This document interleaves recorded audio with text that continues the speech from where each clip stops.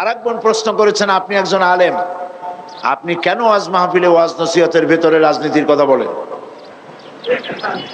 ভালো কথাই বলছেন। বিষয়টা হচ্ছে,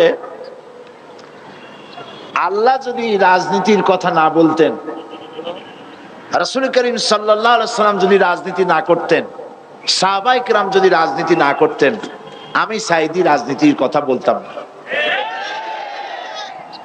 যেহেতু আল্লাহ পাক কোরআনে কারীমের মধ্যে রাজনীতির কথা বলেছেন, রাজনৈতিক বক্তব্য কোরআনে আছে, তো আমি কিভাবে রাজনীতির কথা না বলে পারবো? যদি আমি এগুলি না বলি, তাহলে রাসূল করিম সাল্লাল্লাহু আলাইহি ওয়াসাল্লাম বলেছেন, আস-সাকিতু আনিল হাক্কি ফাহুয়া শায়তানুন আখরাস। যে ব্যক্তি হক কথা বলে না, জেনে হক জানে অথচ সে বলে না, সে বোবা শয়তান।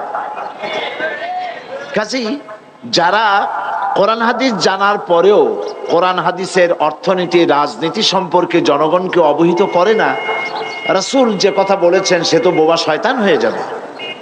তো আল্লাহ পাকের রাসূল রাজনীতি করেছেন, রাষ্ট্রপ্রধান ছিলেন।